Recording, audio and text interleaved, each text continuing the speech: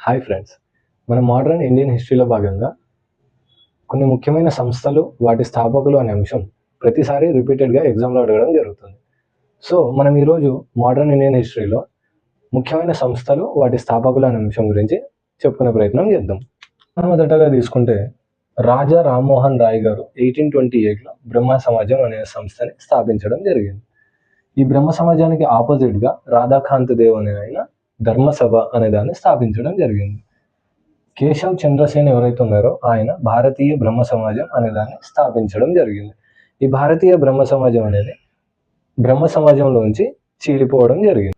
దయానంద సరస్వతి అనే వ్యక్తి 1875లో ఆర్య సమాజం అనే దాన్ని ఏర్పాటు చేయడం జరిగింది. ఆత్మారాం పాండురంగ 1875లో ప్రార్థనా సమాజం అనే దాన్ని ఏర్పాటు చేశారు. వోల్కట్ బ్లావట్స్కీ అనే ఇద్దరు 1875 సంవత్సరంలో దివ్య జ్ఞాన సమాజం అనే దాన్ని ఏర్పాటు చేశారు.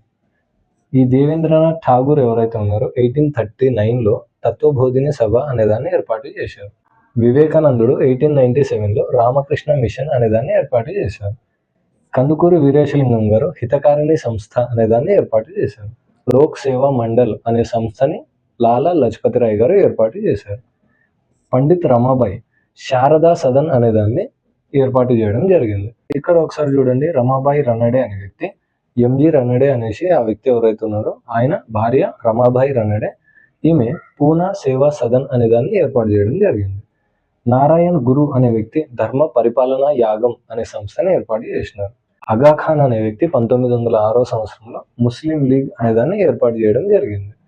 విలియం జోన్స్ అనే వ్యక్తి ఏషియాటిక్ సొసైటీ అనే దాన్ని ఏర్పాటు చేయడం జరిగింది. మనం ఇప్పుడు మాట్లాడుకున్న ఎంజి రనడే ఎవరైతే ఉన్నారో ఈయన ఇండియన్ నేషనల్ సోషల్ కాన్ఫరెన్స్ అనే దాన్ని ఏర్పాటు చేయడం జరిగింది.